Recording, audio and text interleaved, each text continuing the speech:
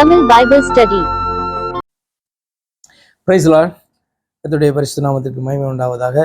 ராஜாக்களின் புஸ்தகம், new book, 1 ராஜாக்கள் 1வது அதிகாரம். இது பார்த்திங்கன்னா 2 புத்தகமாக காணப்படுது. மோஸ்ட் ப்ராபபிளி இது ஒன்றா இருந்து அதுக்கப்புறம் பிரிச்சிருப்பாங்க. எப்படின்னு நமக்கு தெரியல. வாட் எவர் இட் இஸ், யார் எழுதுனா ஒன்றும் அந்த டீட்டெயிலெலாம் கிடையாது. லைக் கிரானிக்கல்ஸ் தான் இது. ராஜாக்களுடைய அந்த வரலாறு முழுவதுமாக எழுதப்பட்டிருக்கும். ஏன்னா ராஜாக்களுடைய வரலாறு எப்பயுமே எல்லா ராஜாக்களுடைய வரலாறும் அந்தந்த தேசத்தில் எழுதியிருப்பாங்க. எஸ்டாப்ளிஷ்டு கிங்டம்ஸாக இருந்தது அப்படின்னா, அப்போ அதற்கப்புறம் யாராவது எடுத்து கோர்த்து என்ன பண்ணணும், எழுதணும். அப்போ அப்படி தான் இந்த ராஜாக்களுடைய புஸ்தகம். ரைட்டர் தெரியாது, பட் இன்ஸ்பயர்ட் பை காட். தாவீது ராஜா வயது சென்ற விருத்தாப்பியன் ஆனபோது வஸ்திரங்களினால் அவனை மூடினாலும் அவனுக்கு அனல் உண்டாகவில்லை. தாவீது மரிக்கும் போது எத்தனை வயசு? இப்போ இந்த சம்பவத்தில் எத்தனை வயசு இருக்கும் அவனுக்குன்னு தெரியல நமக்கு. பட் தாவீது மரிக்கும் போது எத்தனை வயசு யாருக்கா ஞாபகம் இருக்கா? 80 வயது உள்ளவன் அப்படின்னு நினைக்கிறேன். 80 வயது ரொம்ப பயங்கரமான ஓல்டு அப்படின்னு அர்த்தம் இல்லை. பட் ஆனால் தாவீது பார்த்திங்கன்னா ரொம்ப வீக்காக அந்த டைமில் காணப்பட்டு, அதுக்கு பார்த்திங்கன்னா இது ஒரு காரணமாக இருக்கும். தாவீது ஒரு யுத்த வீரன்.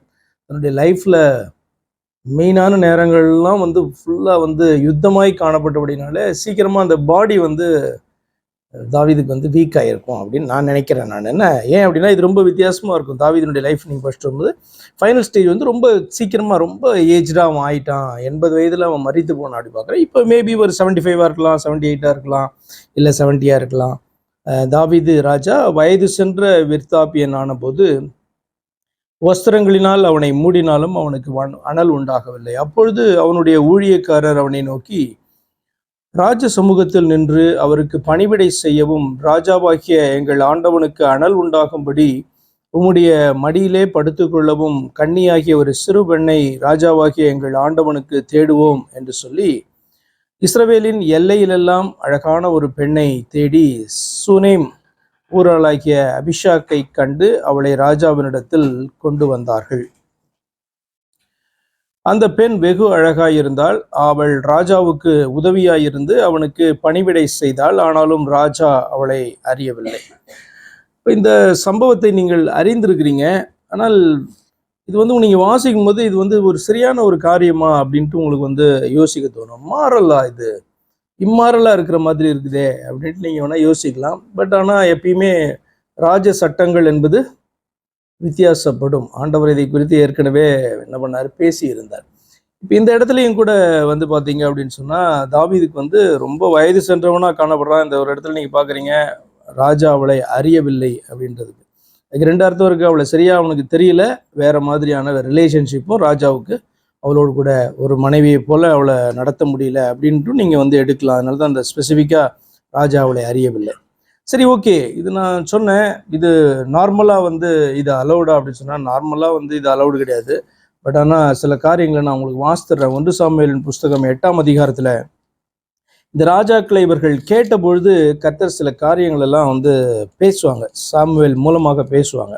அந்த வசனங்களை நம்ம வாசித்து விடலாம். அப்போ அது நமக்கு ஒரு கிளாரிட்டியே கொடுக்கும். 1 சாமுவேல் 8:9. இப்பொழுதும் அவர்கள் சொல்லை கேள். என்னன்னா, ஒரு ராஜா வேணும் எங்களுக்குன்னு ரொம்ப சின்ன பிள்ளைங்க மாதிரி அடம் பிடிக்கிறாங்க அவங்க. அவர்கள் சொல்லை கேள், ஆனாலும் உன் அபிப்பிராயத்தை காட்டும்படி அவர்களை ஆளும் ராஜாவின் காரியம் என்னது என்று அவர்களுக்கு திடசாட்சியாக தெரியப்படுத்து. அப்படி சாமுவேலுக்கும் அது இஷ்டம் இல்லை, தேவனுக்கும் அது இஷ்டம் கிடையாது. என்னன்னா, இஸ்ரவேல் மேலே ஒரு ராஜாவை ஏற்படுத்துவது. ராஜா யாரையாவது தெரிந்து கொண்டு அவர்களுக்கு என்ன பண்ணுவோம், ஒரு லீடராக கொடுப்பாங்க. அந்த நியாயாதிபதி தான் ராஜாவாக என்ன பண்ணுவான், செயல்படுவான். அதுக்கு முன்னாடி யோசுவா, அதுக்கு முன்னாடி மோசே. இப்படி தான் அவங்களுடைய செட்டப் காணப்பட்டது. அப்போ ராஜா அப்படின்னு சொல்லும்போது இந்த அதிகாரத்தை எல்லாம் கடந்து இன்னும் அதிகமான அதிகாரம் ராஜாவுக்கு உண்டு. என்னது? மோசேக்கு காணப்பட்ட அதிகாரம், யோசுவாவுக்கு காணப்பட்ட அதிகாரம், அதற்கு பின்பு காணப்பட்ட நியாயாதிபதிகளுக்கெல்லாம் காணப்பட்ட அதிகாரத்தை பார்க்கலாம். ராஜா அப்படின்னும் போது அது அதிகாரம் அதிகம். என்ன அர்த்தத்தில்? இப்போ ராஜானா ராஜா சட்டங்களை இயற்றலாம். மோசே யோசுவாவோ சட்டங்களை இயற்ற முடியாது, நியாயாதிபதிகளோ சட்டங்களை இயற்ற முடியாது. எல்லாருமே என்ன பண்ணுவாங்க, ஆகமங்களின்படி, அதாவது தேவன் நியமித்த அந்த சட்டத்திட்டங்களின் படி தான் என்ன பண்ணுவாங்க, ஜனங்களை நடத்துவாங்க. அதன்படி தான் அட்வைஸாக பண்ணுவாங்க. பட் ராஜான்னு பிறகு ராஜ சட்டம் அப்படின்றதே வேற. ஏன்னா ராஜாவுக்கு அந்த அத்தாரிட்டி காணப்படுது. அவன் என்ன பண்ணலாம், அவனுக்கு தேவையான சட்டங்களை, கர்த்தருடைய சட்டங்கள், நியாயப்பிரமாணங்களை கடந்து அவன் வந்து பார்த்தீங்கன்னா தேசத்தை ரூல் பண்றதுனால அவன் வந்து ஏற்படுத்த முடியும். அதை கர்த்தர் வந்து உணர்த்தி காமிக்கிறாங்க. 10வது வசனம், அப்போது சாமுவேல் ஒரு ராஜா வேண்டும் என்று தன்னிடத்தில் கேட்ட ஜனங்களுக்கு கர்த்தருடைய வார்த்தைகளாம் சொல்லி, உங்களை ஆளும் ராஜாவின் காரியம் என்னவென்றால், தன் ரதத்திற்கு முன் ஓடும்படி அவன் உங்கள் குமாரரை எடுத்து தன் ரத சாரதிகளாகவும் தன் குதிரை வீரராகவும் வைத்துக் கொள்ளுவான்.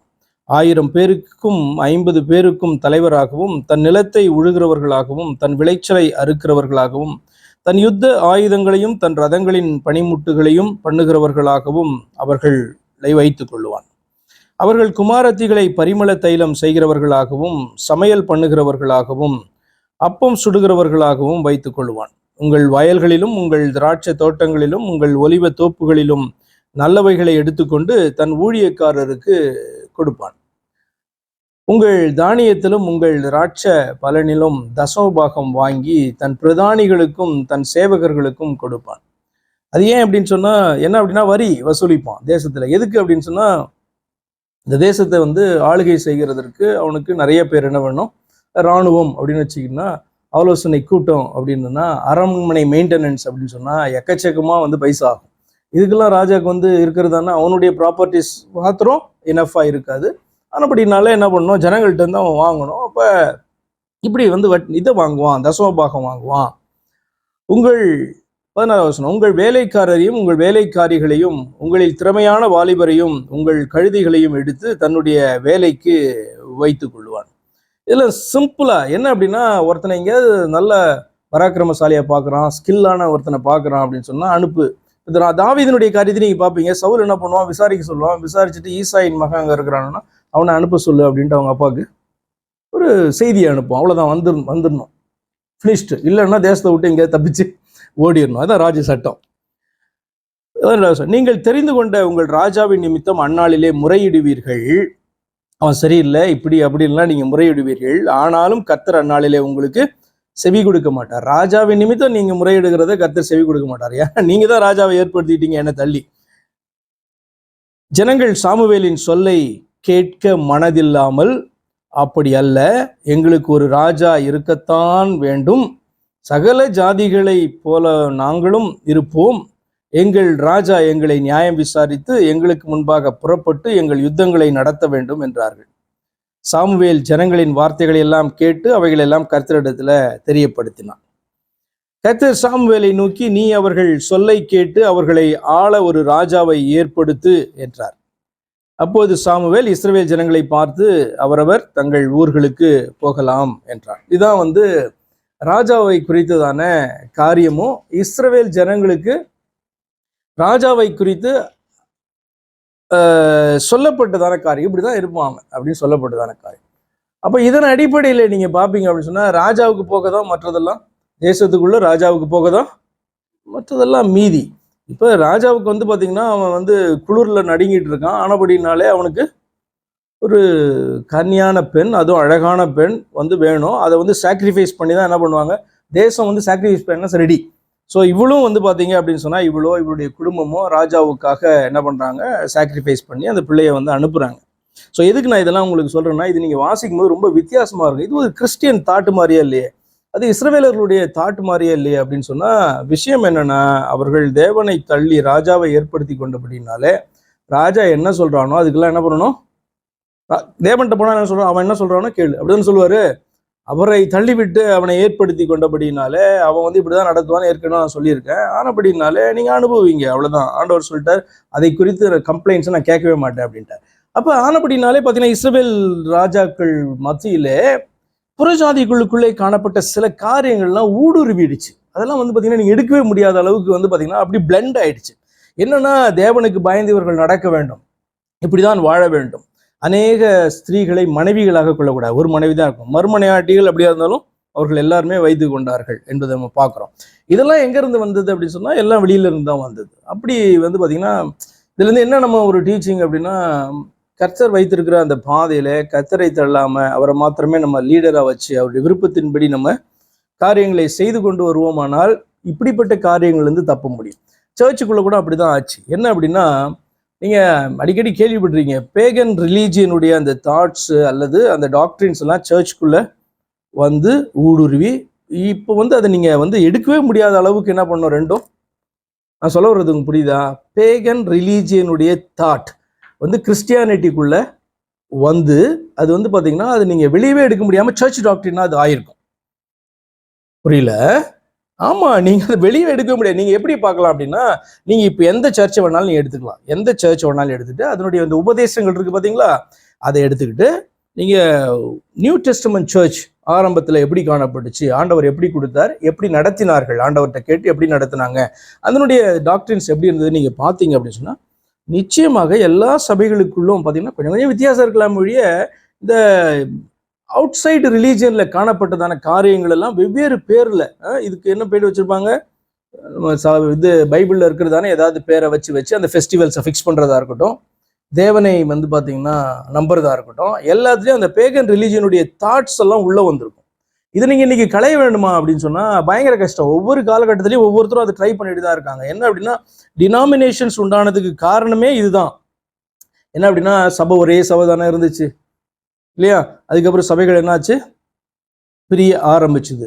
ஏன் இத்தனை சபைகள் அப்படின்றதான வரலாற்றை நீங்கள் கொஞ்சம் ஆராய்ந்து பார்த்தீங்கன்னா உங்களுக்கு தெரியும். எல்லாத்துக்கும் ஒரு காரணம் காணப்படும். என்னன்னா இந்த சபையில் வேதத்தின் அடிப்படையில் காரியங்கள் இல்லை, பேகன் ரிலீஜியன் தாட்ஸ் வந்து உள்ளே வந்துருச்சு, அந்த டாக்டரின்ஸ் வந்துருச்சு, சட்டத்திட்டங்கள் வந்துருச்சு, கோட்பாடுகள் வந்துருச்சு, நாங்கள் சரி பண்ணுறோம் அப்படின்ட்டு என்ன பண்ணுவாங்க, சில காரியங்களை எதிர்த்து வெளியில் வருவாங்க. அதுக்கு பேர் தான் என்னது, புதிய சபை டினாமினேஷன்ஸ் அப்படின்ட்டு பேர். அது இந்த நாட்களில் எவ்வளோ வந்து ஆயிருக்கு, நிறைய ஆயிருக்கும். இனி வருகிற நாட்களில் இன்னும் இதை எதிர்த்து வந்து பார்த்தீங்கன்னா யாரெல்லாம் உணர்த்தப்படுறாங்களோ அவங்களாம் புதியதான சபைகளை தொடங்குவாங்க. அந்த சபைகள் பெரிய ஸ்தாபனங்களாக ஆகலாம், இல்லை அப்படின்னா ஒன்றும் இல்லாமையும் போகலாம். ஏன் அப்படின்னு சொன்னால் சப்போர்ட் கிடைக்குமா, யாருடைய சப்போர்ட் வேணும், ஆண்டவருடைய சப்போர்ட்டு உண்மையான சபைக்கு வேணும். அதே நேரத்தில் பொய்யான சபைக்கு பிசாசனுடைய சப்போர்ட்டு கம்ப்ளீட்டாக காணப்படணும். ஏன் அப்படின்னு சொன்னால் அது பெரிய சபையாக எஸ்டாப்ளிஷ் ஆனால் நிறைய பேரை வஞ்சிக்கிற அளவுக்கு இப்போ பிசாசுக்கு தெரியும் இது வந்து எனஃப் கிடையாது, இன்னும் நிறைய காரியங்களை உள்ளே கொண்டு வரணும் அப்படின்னா அதுக்கு வந்து பார்த்தீங்கன்னா உதவி கிடைக்காது. இப்படி நிறைய பேக்ரவுண்டு நிறைய விஷயங்கள் காணப்படும். ஆனால் என்ன அப்படின்னு சொன்னால் நம்ம வேதத்தை நீங்கள் ஆராய்ந்து பார்ப்பீங்க அப்படின்னு சொன்னால் எப்படி இருக்கும்னா இப்படி தான் பழைய நாட்களில், புதிய நாட்களில், கடைசி நாட்களில் இப்படி தான் இருக்கும் அப்படின்றத ஆண்டவர் மிக தெளிவாக வந்து வேதத்தில் சொல்லியிருக்கிறாரு. வேணும்னா மற்ற 24ஆம் அதிகாரத்தை போய் நீங்கள் வாசித்து கொள்ளலாம். அப்போ இது நீங்கள் பார்த்த உடனே என்னது இஸ்ரவேல் தேசத்து ஜனங்க, அதுவும் தாவீது வந்து பார்த்தீங்கன்னா கர்த்தருடைய நிழலை போல காணப்படுற ஒரு மனுஷனுடைய வாழ்க்கையில எப்படி இருக்குது அப்படின்னா இதுதான். நம்ம எந்த காலகட்டத்தில் வாழ்ந்து கொண்டு இருக்கிறோம், எந்த சபைக்குள்ளாக அதனுடைய டாக்டரின்ஸ்குள்ளே காணப்படுறோம், இப்போ நம்முடைய குடும்பம் என்னென்ன டாக்டரின்ஸ் அக்செப்ட் பண்ணியிருக்கு அப்படின்றதை வைத்து தான் பார்த்தீங்க அப்படின்னு சொன்னால் இதெல்லாம் நார்மல் இல்லை அப்படின்னு நம்ம திங்க் பண்ணுவோம். சில கல்ச்சரில் கஸ்டம்ஸில் வளர்ந்து வர்றவங்களுக்கு சில காரியங்கள் வந்து தவறாகவே அது தெரியாது, அது கேட்டால் சிரிப்பாங்க. நமக்கு வந்து வெளியிலேருந்து பார்க்கும்போது அந்த கல்ச்சரே நமக்கு இல்லை அப்படின்னா ரொம்ப அருவருப்பாக நம்ம என்ன பண்ணுவோம், அதை பார்ப்போம். இப்போ ஓரளவுக்கு உங்களுக்கு கொஞ்சம் மனசில் இருக்கும்னு நினைக்கிறேன்னு. அப்போ இந்த காரியம் அப்போ இவளும் இஷ்டப்பட்டு தான், அந்த குடும்பம் இஷ்டப்பட்டு தான், அந்த கோத்திரம் இஷ்டப்பட்டு, அந்த தேசம் இஷ்டப்பட்டு தாவீதுக்காக இந்த பெரிய சாக்ரிஃபைஸ் என்ன பண்ணுறாங்க, அவர்கள் பண்ணுகிறார். அன்பின் நிமித்தமும் எல்லாருக்கும் அப்படி பண்ண மாட்டாங்க, கொஞ்சம் ரிபலியன் பண்ணுவாங்க. ஆனால் தாவீதுக்காக வந்து பார்த்தீங்கன்னா அவர்கள் சாக்ரிஃபைஸ் பண்ணுகிறதை நம்ம பார்க்கிறோம். அதுதான் இந்த விஷயம். இன்னும் அதை குறித்த காரியங்கள் வேணும்னா என்கிட்ட கேளுங்க, இல்லை அப்படின்னா இது உங்களுடைய மனதிலே ஒரு மாதிரி இருந்து கொண்டே இது இருக்கும்னா. அடுத்து 5வது வசனம், ஆகீத்திற்கு பிறந்த அதோனியா என்பவன் நான் ராஜா ஆவேன் என்று சொல்லி தன்னைத்தான் உயர்த்தி தனக்கு ரதங்களையும் குதிரை வீரரையும் தனக்கு முன் ஓடும் 50 காலாட்களையும் சம்பாதித்தான். நம்ம இப்போதான் கொஞ்ச நேரத்துக்கு முன்னாடி சில பைபிள் ஸ்டடிக்கு முன்னாடி அப்சலோமை குறித்து வாசித்தோம். சேம் அதே பேட்டர்ன் தான். என்னன்னா தன்னைத்தான் உயர்த்தி. ஒரு மனுஷன் உயர்த்தப்படுவதோ மேன்மையாக எண்ணப்படுவதோ கனம் பெறுவதோ தவறே அல்ல, அது ஆனால் தேவனாலே உண்டாக்கப்பட வேண்டும். அப்ப நம்ம பெரிய மனுஷனா நினைத்து கொண்டு நம்ம செய்வோம் என்று சொன்னால் தந்திரமான காரியங்களை செய்து என்ன பண்ணுவோம், நம்ம உயர்த்த நம்ம பார்ப்போம். அது ரொம்ப நாள் என்ன பண்ணாது, நிற்காது. அது முக்கியமா என்ன காரியம் அப்படின்னு சொன்னா, இந்த இடத்துல தாவீதோ இஸ்ரவேல் ஜனங்களோ தாவீதினுடைய சிங்காசனமோ பார்த்தீங்கன்னா அது தேவனுக்கு உரியதாக காணப்படுது. ஜஸ்ட் ஒரு ரெப்ரசன்டேட்டிவ். ஒரு தேவன் வந்து அந்த சிங்காசனத்தில் உட்காராம யார் உட்கார்ந்துருக்கா, தேவன் யாரை அபிஷேகம் பண்ணாரோ அவர் உட்கார்ந்து என்ன பண்றாரு, தேவனுடைய சார்பாக அதை நியாயம் விசாரித்து கொண்டு இருக்கிறார்.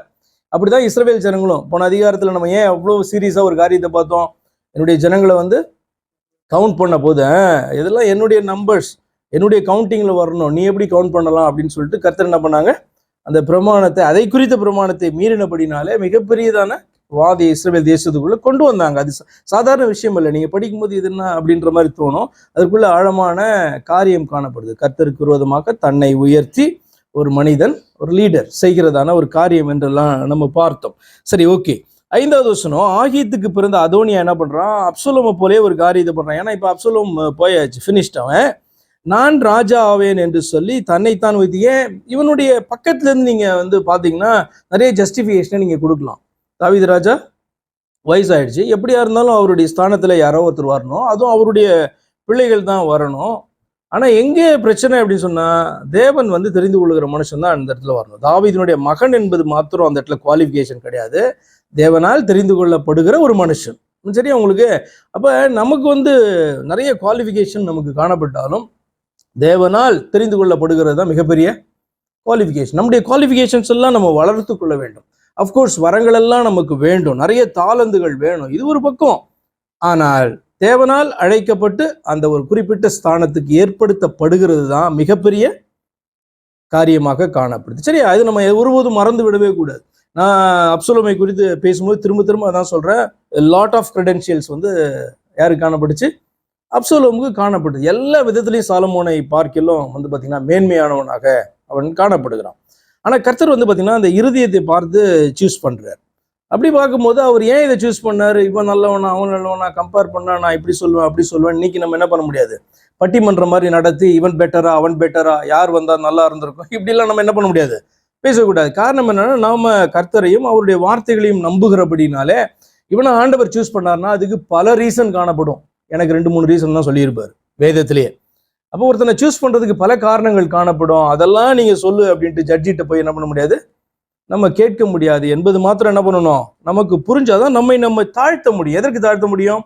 கர்த்தருடைய அந்த அழைப்பிற்கும் அவருடைய தெரிந்து கொள்ளுதலுக்கும் நம்ம தாழ்த்தி என்ன பண்ணுவோம், ஒப்பு கொடுக்கிறவர்களாய் காணப்படும். அப்போ இவன் என்ன பண்றான்? சேம் அதே மாதிரி நீங்க அதுக்கப்புறம் போய் வாசித்துக் கொள்ளுங்க. 2 சாமுவேல் 15ஆம் அதிகாரத்துல அப்சலோம் செய்த காரியங்கள் இருக்கும். அதே மாதிரி ஒரு காரியம் சொல்றான், தன்னைத்தான் உயர்த்தி தனக்கு ரதங்களையும் குதிரை வீரரையும் தனக்கு முன் ஓடும் 50 காலாட்களையும் சம்பாதித்தான். 50 காலாட்கள் ஒருத்தருக்கு முன்னாடி ஓடுறாங்க அப்படின்னு சொன்னா எப்படி இருக்குங்க? சிந்தித்து பாருங்களேன். நீங்க சில நேரத்தில் பார்ப்பீங்க, கவர்னர்ஸ் போகும்போது, பெரிய அதிகாரிகள், பிரைம் மினிஸ்டர், பிரசிடென்ட்ஸ் போகும்போது முன்னாடி அந்த பைலட் கார்ஸ் போகும் பார்த்தீங்களா? அது எதுக்குன்னா வழியை உண்டு பண்ணுகிறதற்கு மாத்திரமல்ல, பாதுகாப்பை கொடுப்பதற்கு, யாரும் பார்த்தீங்கன்னா டிஸ்டர்ப் பண்ணக்கூடாது அப்படின்றதுக்கு, இவர் வராரு அப்படின்ட்டு அங்கே இருக்கிற எல்லாருக்கும் தெரிய வேண்டும் என்பதற்காக. அது மாதிரி தான் இப்போ இது பார்த்தீங்கன்னா குடுக்குடுன்னு ஓடுவானுங்க முன்னாடி அப்படின்னு நீங்கள் பார்க்காதீங்க. இவங்கெல்லாம் பைலட் கார்ஸ் மாதிரி முன்னாடி போகிறவர்கள். அதற்கு ஆட்கள் என்ன பண்ணுறான், அவன் சம்பாதித்து வைக்கிறான். 50 பேர் அவன் வெளியில் அப்படி நகர்வலம் வர்ற மாதிரி இப்படி வரான்னா 50 பேர் முன்னாடி அப்படி ஓடணும். இது அது சேம் அவங்க அண்ணன் செய்ததான காரியம்தான்.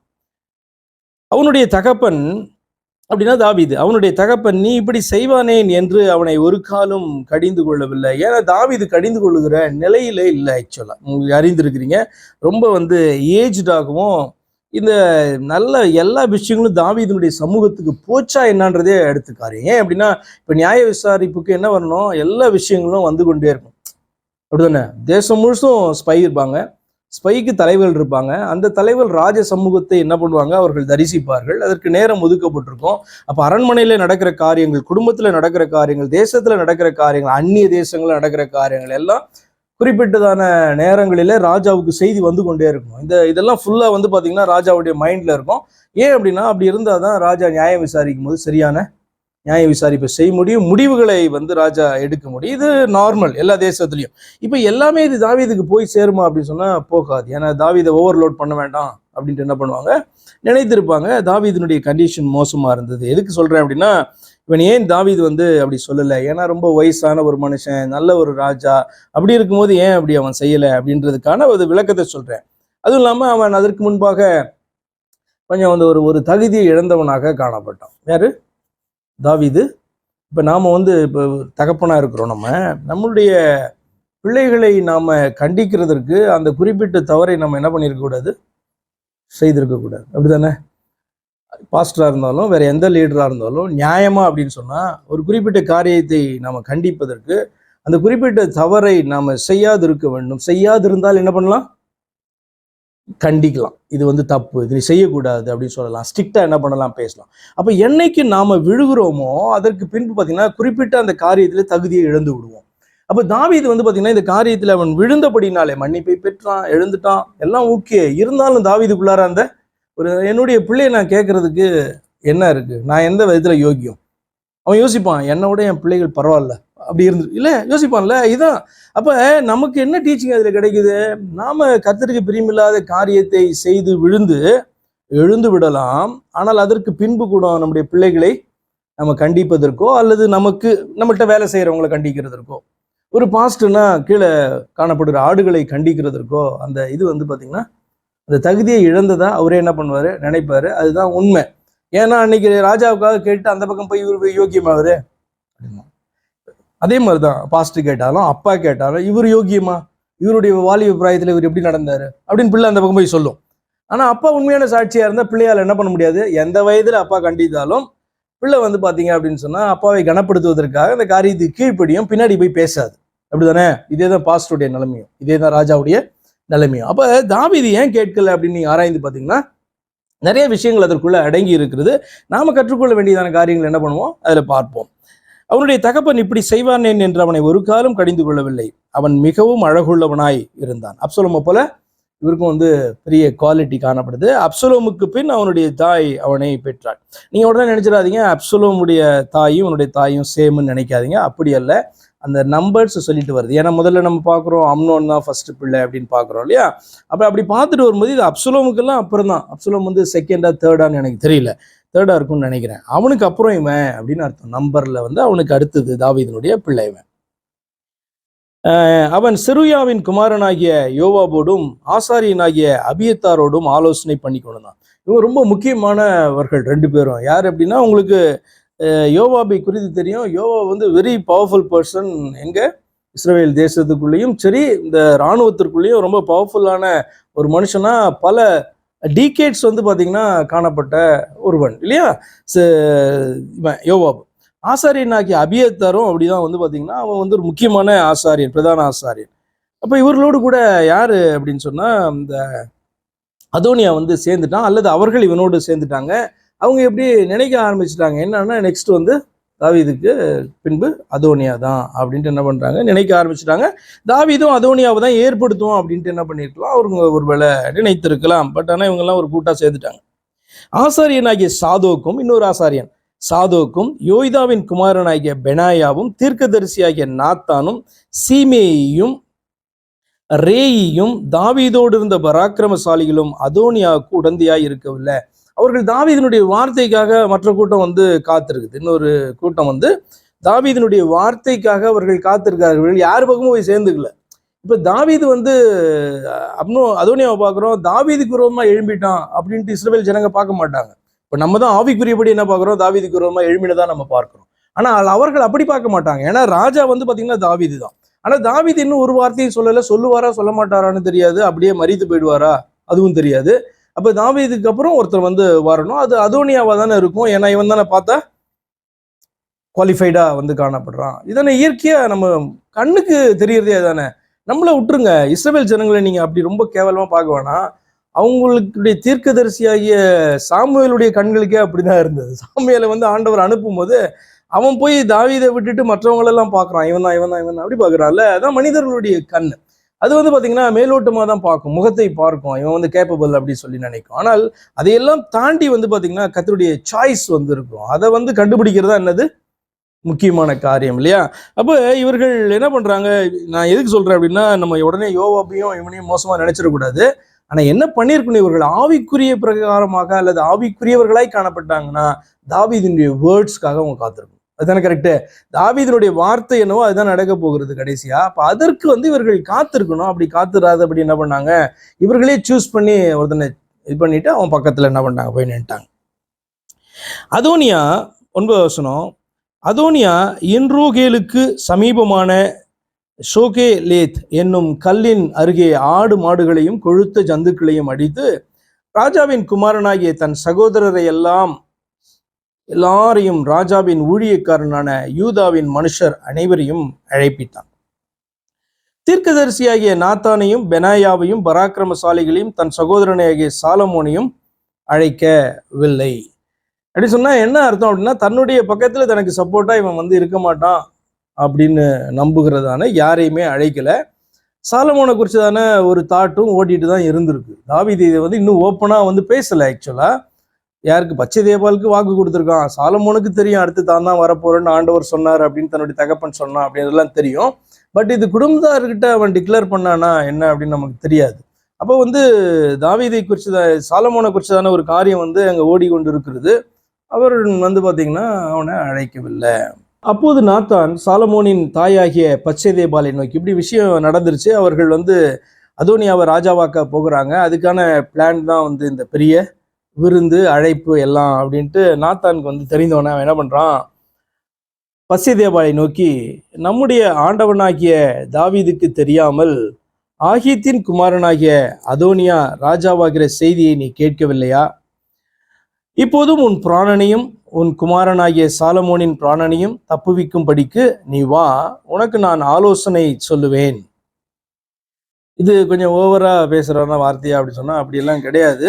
இது நீங்க இப்படிதான் நடக்கும். என்ன அப்படின்னு சொன்னா, அவங்க வந்து என்ன பண்ணிக்கணும், அதோனியா ராஜாவாயிட்டா 2 பேரும் ராஜா அப்படியே காலில் வந்து விழுந்து ஓகே அப்படின்னு சொல்லிடணும்.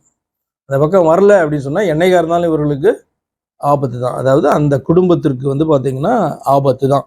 அப்போ அப்படினாலே வந்து பார்த்தீங்கன்னா உன்னுடைய 2 பேருடைய பிராணனையும் தப்பு வைக்கும்படியா நான் உனக்கு ஆலோசனை சொல்கிறேன், வா, நீ தாவீது ராஜாவினிடத்துல போய், ராஜாவாகிய என் ஆண்டவனே, எனக்கு பின் உன் குமாரனாகிய சாலமோன் ராஜாவாகி அவனே என் சிங்காசனத்தின் மேல் வீற்றிருப்பான் என்று நீர் உமது அடியாளுக்கு ஆணையிடவில்லையா? அப்படி இருக்க அதோனியா ராஜாவாகிறது என்ன என்று அவரிடத்தில் கேள். நீ அங்கே ராஜாவோடே பேசி கொண்டிருக்கையில் நானும் உனக்கு பின் வந்து உன் வார்த்தைகளை உறுதிப்படுத்துவேன் என்றான். இதுவும் வந்து தந்திரமா தான் இந்த காரியத்தை செய்யறாங்க. சில நேரத்துல தந்திரமா செய்கிற காரியம் வந்து நல்லதா இருக்கும். இதுல வந்து ஏன் இது நல்லது அப்படின்னு சொல்றேன். இது வந்து எப்படி, எந்த விதத்துல இது நல்லது?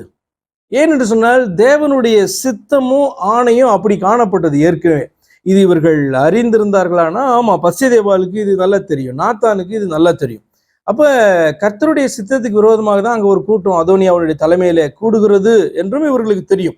அப்ப இவர்கள் ஒரு தந்திரமான ஒரு காரியத்தை வந்து பாத்தீங்கன்னா இவர்கள் பண்ணுகிறாங்க. ஆனா இது வந்து பாத்தீங்க அப்படின்னா சாபமான காரியமாக வராது.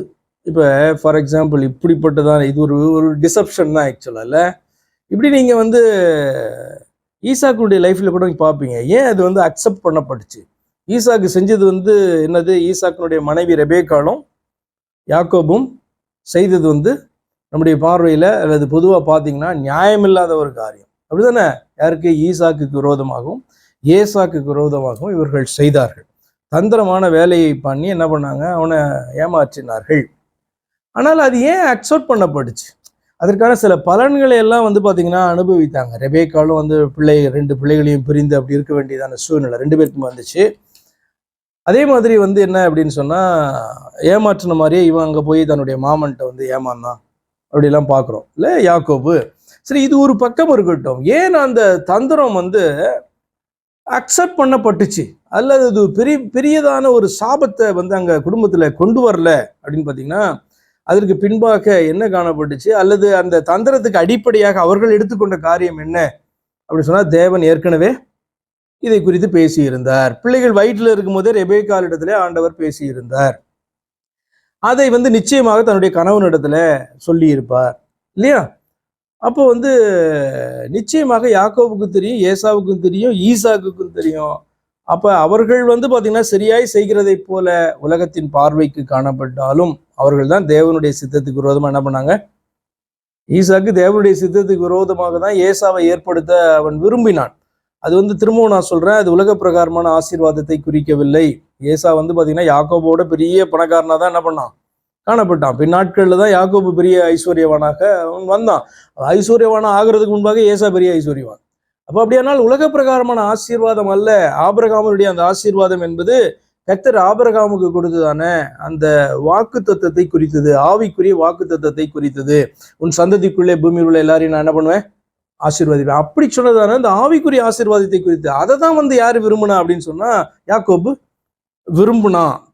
அந்த சேஷ்டபுத்திர பாகம் என்று சொல்லுகிறது அதுதான் ரெட்டிப்பான ஆசீர்வாதம். அதை அவன் விரும்பினான். ஸோ எதுக்கு நான் இதை உங்களுக்கு சொல்றேன் அப்படின்னா, இப்படி நம்ம வந்து சில பிளான்லாம் பண்றது தந்திரம் அப்படின்றதுக்காக நான் வரல, நான் கிளவர்ல சில நேரங்களில் தேவனுடைய பாதை தான் நமக்கு சொல்ற, இதான் காமிக்கிறேன், அதை அடைகிறதுக்கு ஏதாவது செய்யலாம், ஆனால் ரொம்ப வந்து ஓவரா இருக்கக்கூடாது. ஃபார் எக்ஸாம்பிள் வந்து இதே மாதிரி ஒரு தந்திரம் அல்லது ஒரு பிளான் வந்து ரொம்ப ராங்கா போனச்ச வேதத்தில் நம்ம பார்க்கணும். அது யாருன்னா ஆபிரகாமுடைய வாழ்க்கையில் என்னன்னா, ஆபிரகாமுக்கு ஆண்டவர் வாக்குத்தத்தம் கொடுத்திருந்தார். என்ன அப்படின்னா, உன்னுடைய பிள்ளை, உன்னுடைய சந்ததி குறித்து இவண்ணமாய் அதன் மூலமாய் உலகத்துக்கெல்லாம் ஆசீர்வாதம் வரும். வருஷங்கள் ஆகிறது, பிள்ளை வந்து ஆபிரகாமுக்கு இல்லை. அதாவது சாராள் மூலமா பிள்ளை இல்லை. அவனுக்கும் வந்து பாத்தீங்கன்னா சோர்ந்து போய்விட்டான். சாராளும் வந்து பாத்தீங்கன்னா பயப்பட ஆரம்பிச்சிட்டா. இனி வந்து தகப்பனை குறித்து கணவனை குறித்து தானே பேசியிருக்காரு, இப்போ அவனுடைய வித்து ஒன்று வரணும் அப்படின்னு அப்படின்னாலே ஆகாரை சேர்ந்து பிள்ளையை பேர் அது என்னுடைய பிள்ளையா நான் கன்சிடர் பண்றேன் அப்படின்னு என்ன பண்ணா, அந்த கர்த்தருடைய அந்த வாக்கு தத்துவத்தின் அடிப்படையில தான் என்ன பண்றாங்க, அதை பேஸா வச்சுட்டு தான் பண்றாங்க. ஆனா அது ரொம்ப கம்ப்ளீட்டா பேக் ஃபயர் ஆயிடுச்சு அப்படின்ட்டு நம்ம பார்க்குறோம். அப்படியே அப்ப நம்முடைய தந்திரங்கள் நம்மை மாத்திரமே, நம்முடைய புத்தி கூர்மையை மாத்திரமே சார்ந்து நம்ம செய்ய பார்ப்போம் என்றால் அது வந்து பார்த்தீங்கன்னா பேக் ஃபயர் ஆகி வந்து பின்னாடி அஃபெக்ட் பண்றதுக்கு ஏதுவாய் காணப்படும். போதுமா எக்ஸாம்பிள்ஸ் பார்க்கணுமா? சரி போதும்னா சரி. அப்படியாக என்ன பண்றாங்க, இந்த நாத்தான் வந்து அவளுக்கு வந்து கற்பித்து, நீ வந்து போய், எதுக்கு நான் இதை எடுத்தேன் அப்படின்னா, நீ போய் பேசு, ராஜாட்ட பேசு, நானும் அப்படியே நைஸா உள்ள வந்து உறுதிப்படுத்துறேன் அவனுடைய வார்த்தையை அப்படின்னு அவன் சொல்றான்ல. நீங்க யோசிப்பீங்க, என்ன தீர்க்க தரிசி இந்த வேலையை பண்றான் என்னன்னா, எப்படியாவது ராஜா கிட்ட இருந்து இந்த வார்த்தையை வாங்கணும், சாலமோனை வந்து ராஜாவாக்குறதற்கான அந்த வாக்கை வந்து பெற வேண்டும், அது இப்பயே பெற வேண்டும். ஏன்னா நாளைய தினம் தெரியாது, தாவீது வந்து நாளை தினத்தை கடந்து போவாரா தெரியாது. அப்படிப்பட்ட சூழ்நிலையில தாவீது இருக்காரு. அவ உடனே வந்து பாத்தீங்கன்னா அவங்க அதை வாங்கணும். மரித்து போறவன்ட்ட கை நாட்டு வாங்குற மாதிரி இது ஆக்சுவலா. இப்ப புரிஞ்சிச்சுல்ல? சரி, ஓகே. 15வது வசனம். அப்படியே பச்சைதேபால் பள்ளியறைக்குள் ராஜாவினிடத்தில் போனாள். பள்ளியறைனா சேம்பர், முக்கியமா பள்ளியறைனா இது பெட்ரூம்னு சொல்லலாம், பெரிய பெட்ரூமா இருந்திருக்கும். போனாள். ராஜா மிகவும் வயது சென்றவனாய் இருந்தான். சூனேம் ஊராளாகிய அபிஷாக் ராஜாவுக்கு பணிவிடை செய்து கொண்டிருந்தாள். பச்சைதேபால் குனிந்து ராஜாவை வணங்கினாள். அப்பொழுது ராஜா, உனக்கு என்ன வேண்டும் என்று கேட்டான். அதற்கு அவள், என் ஆண்டவனே, எனக்கு பின் உன் குமாரனாகிய சாலமோன் ராஜாவாகி அவனே என் சிங்காசனத்தின் மேல் வீற்றிருப்பான் என்று நீர் உம்முடைய தேவனாகிய கர்த்தரை கொண்டு உமது அடியாளுக்கு ஆணையிட்டீரே. இப்போது இதோ அதோனியா ராஜாவாகிறான். என் ஆண்டவனாகிய ராஜாவே, நீர் அதை அறியவில்லை. அவன் மாடுகளையும் கொழுத்த ஜந்துக்களையும் ஆடுகளையும் திரளாக அடித்து ராஜாவின் குமாரர் அனைவரையும் ஆசாரியனாகிய அபியத்தாரையும் யோவாப் என்னும் படைத்தலைவனையும் அழைத்தான். ஆனாலும் உமது அடியானாகிய சாலமோனை அழைக்கவில்லை. ராஜாவாகிய வேர்ட்ஸ் எல்லாம் ரொம்ப அழகா கரெக்டா என்ன பேசணுமோ அதான் பேசுறாங்க. முன்னாடி நமக்கு என்ன இன்ஃபர்மேஷன் சொல்லப்பட்டுச்சு, நாத்தானை கூப்பிடல, சாலமோனை கூப்பிடல, சாதோக்கை கூப்பிடல, எல்லாம் பெரிய பெரிய ஆட்கள் இல்லை, இவங்களெல்லாம் கூப்பிடல. ஏன்னா அவர்கள் வந்து அதோனியா பக்கம் சாராதபடி. ஆனா இதை தாவீதுட்ட சொல்லணும்னு அவசியம் கிடையாது. என்னதான் சொல்லணும், சாலமோனை கூப்பிடல அப்படின்றதுதான் சொல்லணும்ல. அது சொல்ற பாருங்க அவ்வளவு அழகா. உமது அடியானாகிய சாலமோனை அழைக்கவில்லை. ராஜாவாகிய என் ஆண்டவனுக்கு பிறகு அவருடைய சிங்காசனத்தின் மேல் வீற்றிருப்பவன் இன்னான் என்று தங்களுக்கு அறிவிக்க வேண்டும் என்று இஸ்ரவேலர் அனைவரின் கண்களும் உம்மை நோக்கி கொண்டிருக்கிறது. தாவீது என்ன சொல்லுவான் அப்படின்ற அந்த வார்த்தைக்கு வந்து பார்த்தீங்கன்னா இஸ்ரவேல் முழுதும் காத்து இருக்குது. இல்லைன்னா ஒரு சிவில் வாரா அல்லது ஒரு சிவில் டிவிஷனா இது வந்து பிரிஞ்சிடும் இல்லையா? ஆனபடினாலே அவன் சொல்றது உண்மை. அறிவியாமற் போனால் ராஜாவாகிய என் ஆண்டவன் தம்முடைய பிதாக்களோடைய படுத்து கொண்ட பின்பு நானும் என் குமாரனாகிய சாலமோனும் குற்றவாளிகளாய் எண்ணப்படுவோம் என்றாள். அப்படிதான் என்ன பண்ணுவாங்கல்ல, எங்கேயோ வந்து இந்த இதை பிடிச்சிக்கிட்டு குடும்பத்தை பிடிச்சி ஆட்டினது மாத்திரம் கிடையாது, தேசத்தையும் வந்து பிடிச்சிட்டாங்க அப்படின்றது மாத்திரம், குற்றம் சாட்டுகிறது மாத்திரமல்ல, அவர்களை வந்து தீர்த்துருவாங்க. அவள் ராஜாவோட பேசி கொண்டிருக்கையில் தீர்க்கதரிசியாகிய நாத்தான் வந்தான். தீர்க்கதரிசியாகிய நாத்தான் வந்திருக்கிறார் என்று ராஜாவுக்கு தெரிவித்தார்கள். அவன் ராஜாவுக்கு முன்பாக பிரவேசித்து முகங்குப்புற விழுந்து ராஜாவை வணங்கினான். நாத்தான், ராஜாவாகி என் ஆண்டவனே, அதோனியா எனக்கு பின் ராஜாவாகி அவனே என் சிங்காசனத்தின் மேல் வீற்றிருப்பான் என்று நீ சொன்னதுண்டோ? அவன் இன்றைய தினம் போய் மாடுகளையும் கொழுத்த ஜந்துக்களையும் ஆடுகளையும் திரளாக அடித்து ராஜாவின் குமாரர் அனைவரையும் இராணுவ தலைவரையும் ஆசாரியனாகிய அபியத்தாரையும் அழைத்தான்.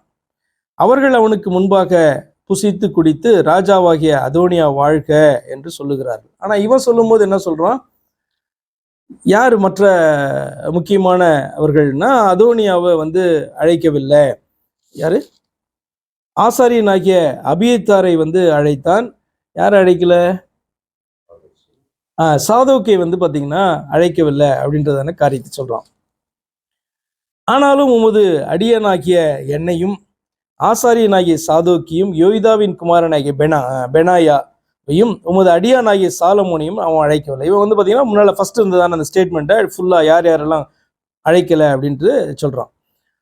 அவளை பொறுத்தவரை எதை தான் சொல்லணும்? சாலமோனை அழைக்கலன்னு மட்டும்தான் அவன் சொல்லணும். அவள் ராஜாங்க விஷயத்தெல்லாம் தலையிட்டு இவங்களெல்லாம் அழைக்கல, இவங்கெல்லாம் பெரிய ஆளுன்னு அவன் டிசைட் பண்ண முடியாது, சொல்லவும் முடியாது. அப்போ அந்த வேர்ட்ஸ் பாருங்க எவ்வளவு ஞானமாக அதை பேசுறாங்க, அல்லது நாத்தான் எவ்வளவு ஞானமாக அதை சொல்லி கொடுத்துருக்கான். ராஜாவாகிய என் ஆண்டவனுக்கு பின் தமது சிங்காசனத்தில் வீற்றிருப்பவன் இவன்தான் என்று நீர் உமது அடியானுக்கு தெரிவிக்காதிருக்கையில் இந்த காரியம் ராஜாவாகிய என் ஆண்டவன் கட்டளையால் நடந்திருக்குமோ என்றான்.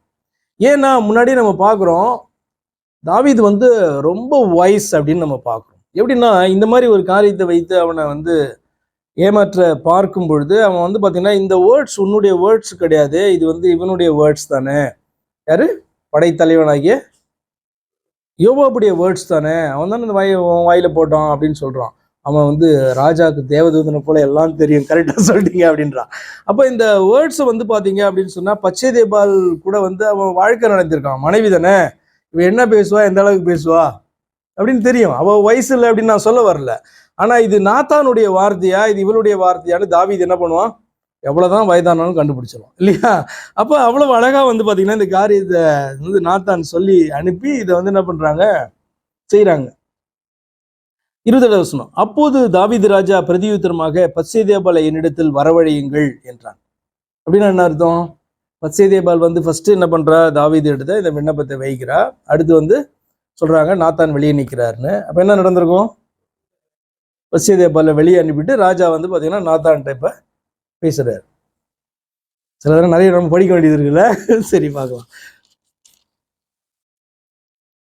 அப்போது பத்சேதேபாலை வரவழையுங்கள், அவள் ராஜாவுடைய சமூகத்துக்கு பிரவேசித்து ராஜாவுக்கு முன்னே நின்றாள். 29 வசனம். அப்போது ராஜா, உன் குமாரனாகிய சாலமோன் எனக்கு பின் அரசாண்டு அவனே என் ஸ்தானத்தில் என் சிங்காசனத்தின் மேல் வீற்றிருப்பான் என்று நான் உனக்கு இஸ்ரவேலின் தேவனாகிய கர்த்தர் மேல் ஆணையிட்டபடியே இன்றைக்கு செய்து தீர்ப்பேன் என்பதை என் ஆத்துமாவை எல்லா இக்கட்டுக்கும் நீங்களாக்கி மீட்ட கர்த்தருடைய ஜீவனை கொண்டு சொல்லுகிறேன் என்று ஆணையிட்டான்.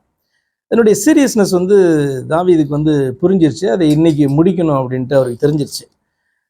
31. அப்போது பத்சேதேபால் தரை மட்டும் குனிந்து ராஜாவை வணங்கி என் ஆண்டவனாகிய தாவீது ராஜா என்றைக்கும் வாழ்க என்றாள். பின்பு தாவீது ராஜா ஆசாரியனாகிய சாதோக்கையும் தீர்க்கதரிசியாகிய நாத்தானையும் யோய்தாவின் குமாரன் பெனாயாவையும் என்னிடத்தில் வரவழையுங்கள் என்றான். இதே இம்பார்ட்டன்ட் அப்படின்னு சொன்னா தாவீதுக்கு நாத்தான் சொல்லியிருக்காரு யார் யார் பார்த்தீங்கன்னா எந்த பக்கமும் சாராதபடிக்கு ராஜாவுடைய கட்டளைக்காக வெயிட் பண்றாங்க. மற்றதெல்லாம் ஏன்னா திடீர்னு போயிட்டு நீ யோவாபை கூப்பிட்டு தாவீது சொல்லிடக்கூடாது. அப்போ அந்த வார்த்தைகள் எல்லாம் எந்த அளவுக்கு பிரயோஜனமாகுது பாருங்க. அந்த கான்வர்சேஷனுக்கும் எடுக்கிற முடிவுக்கும் எவ்வளவு பிரயோஜனமா இருக்கு பாருங்க. என்ன படிக்கிறோம்? நம்மளுடைய வார்த்தைகள் மிகுந்த ஞானம் உள்ளவைகளா இருக்கணும். யார்கிட்ட எந்த அளவுக்கு பேசணும், எதை குறித்து பேசணும், முக்கியமாக விசாரிக்கிறதான காரியம், இல்லை நான் நடுவில் நின்று ஒரு காரியத்தை நான் செய்கிறேன் அப்படின்லாம் இறங்கும்பொழுது நமக்கு கம்ப்ளீட்டாக விஷயங்கள் பார்த்தீங்கன்னா தெரியணும்.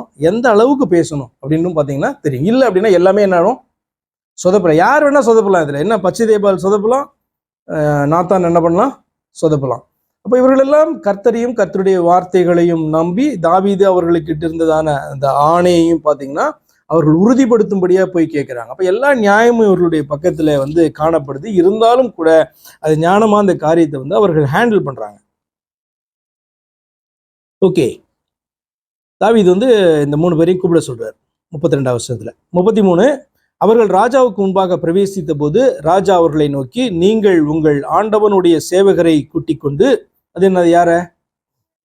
தாவீத. இப்ப இது எதுக்கு அப்படின்னா இதுதான் லாங்குவேஜ் சில நேரத்தில் வந்து பேசப்படுகிறது. இப்போ கூட ரீசெண்டாக கூட என்கிட்ட ஒருத்தர் கேள்வி கேட்டார், ஏன் ஆண்டவர் வந்து நான் சொல்லாமல் சில இடங்களில் நாம் அப்படின்ற வார்த்தையை வந்து பயன்படுத்துகிறாரு, நாம் இதை செய்வோமாக அப்படின்னு ஏன் சொல்கிறாரு அப்படின்ட்டு கேட்டார்.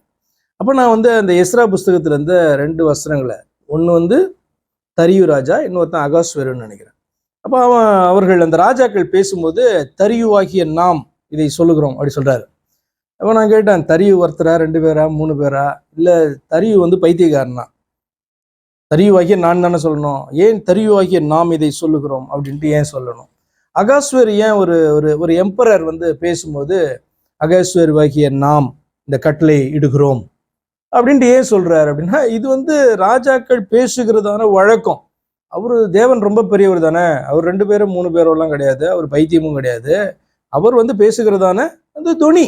அப்ப இதுதான் ராஜாக்களுடைய ஸ்டைல். சில நேரங்களில் அவர்கள் பேசும்பொழுது வந்து பாத்தீங்கன்னா 3rd பர்சன்ல தன்னை வச்சுட்டு என்ன பண்ணுவாங்க, அவர்கள் பேசுவாங்க. இப்ப இது வந்து யாருக்கு புரியணும்? யாரை பார்த்து பேசுறானோ அவங்களுக்கு புரியணும். அப்ப ஆண்டவர் நம்மளை பார்த்து பேசுனாருன்னா உடனே நாமுன்னு சொல்லிட்டாரு அப்படின்னா நமக்கு பைபிளே புரியல, இந்த லாங்குவேஜே புரியல அப்படின்னு அர்த்தம் ஆயிடும். ஆமாவா இல்லையா?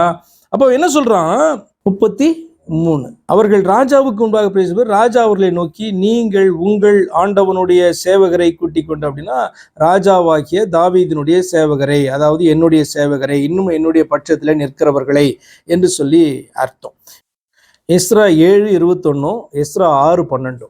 எஸ்ரா 7:21 பேசுறாரு, நதிக்கு அப்புறத்தில் இருக்கிற எல்லா கஜான்சிகளுக்கும் அர்த்தசஷ்டா, அகாஸ்வேர் கிடையாது, அர்த்தசஷ்டா என்னும் ராஜாவாகிய நாம் இடுகிற கட்டளை என்னவென்றால், பரலோகத்தின் தேவனுடைய நியாயப்பிரமாணத்தை போதிக்கும் வேதபாரகனாகிய எஸ்ரா என்னும் ஆசாரியன் 100 தாலந்து வெள்ளி, 100 கல கோதுமை, 100 கல திராட்சரசம், 100 கலம் எண்ணெய் மட்டும் உங்களை கேட்பவை எல்லாவற்றையும் நீங்க கொடுக்கணும் அப்படி கட்டளை கொடுக்குறாரு. அப்ப சொல்லும்போது அர்த்தசஷ்டா ராஜாவாகிய நாம் அப்படின்றார். அதே மாதிரி எஸ்ரா 6:12 நம்ம வாசிக்கும் பொழுது அதுல தரியும், ஆகையால் இதை மாற்றவும் எருசலேமில் உள்ள தேவனுடைய ஆலயத்தை கெடுக்கவும் தங்கள் கையை நீட்டப் போகிற சகல ராஜாக்களையும் சகல ஜனங்களையும் தம்முடைய நாமத்தை அங்கே விளங்க பண்ணின தேவன் நிர்மூலமாக்க கடவர். தரியுவாகிய நாம் இதை கட்டளையாக கொடுத்தோம், இதன்படி ஜாக்கிரதையாய் செய்ய கடவுது அப்படின்னு எழுதி அனுப்புறோம். அப்படி சொல்றோம், தரியுவாகிய நாம் அப்படின்னு. இது ராஜாக்களுடைய துனி, பேசுகிறதான அந்த ஸ்டைல். ஆனா கேட்கிறதான ஜனங்க அத்தனை பேருக்கும் தெரியும், தரியு வந்து one single person, single being. அப்போ தேவன் பேசினா நமக்கு என்ன டவுட் வரக்கூடாது, இது எப்படி வந்து இவர் ப்ளூரல்ல பேசுறாரு அப்படின்ற டவுட்டு வரக்கூடாது. சரி, ஓகே. ராஜா வந்து கட்டளையை வந்து கொடுக்குறாரு, கூட்டிக் கொண்டு, சேவகரை கூட்டிக் கொண்டு, என் குமாரனாகிய சாலமோனை என் கோவேறு கழுதையின் மேல் ஏற்றி அவனை கீகோனுக்கு அழைத்து கொண்டு போங்கள். அங்கே ஆசாரியன் ஆகிய சாதோக்கும் தீர்க்கதரிசி ஆகிய நாத்தானும் அவனை இஸ்ரவேலின் மேல் ராஜாவாக அபிஷேகம் பண்ண கடவர்கள். பின்பு எக்காலம் ஊதி ராஜாவாகிய சாலமோன் வாழ்க என்று வாழ்த்துங்கள். அதன் பின்பு அவன் நகர்வலம் வந்து என் சிங்காசனத்தில் வீற்றிருக்கும்படி அவனை கூட்டிக் கொண்டு வாருங்கள். அவனே என் ஸ்தானத்தில் ராஜாவாய் இருப்பான். அவன் இஸ்ரவேலின் மேலும் யூதாவின் மேலும் தலைவனாய் இருக்கும்படி அவனை ஏற்படுத்தினேன் என்றான். அப்கோர்ஸ் தேவன் தான் ஏற்படுத்தினாரு. அதுக்கப்புறம் தேவனுடைய கட்டளை தான் அடுத்தது ராஜாவுடைய கட்டளையா என்ன பண்ணுது, பிரதிபலிக்குது. அப்படின்னால அப்படி அவன் சொல்றான், நத்திங் ராங். அப்பொழுது யோய்தாவின் குமாரன் பெனாயா ராஜாவுக்கு பிரதியுத்தரமாக, ஆமேன், ராஜாவாகிய என் ஆண்டவனுடைய தேவனாகிய கர்த்தரும் இப்படியே சொல்வாராக. கர்த்தர் ராஜாவாகிய என் ஆண்டவனோடே எப்படி இருந்தாரோ அப்படியே அவர் சாலமோனோடும் இருந்து தாவீது ராஜாவாகிய என் ஆண்டவனுடைய சிங்காசனத்தை பார்க்கிலும் அவருடைய சிங்காசனத்தை பெரிதாக்குவாராக, அதாவது சாலமோனுடைய சிங்காசனத்தை பெரிதாக்குவாராக என்றார்.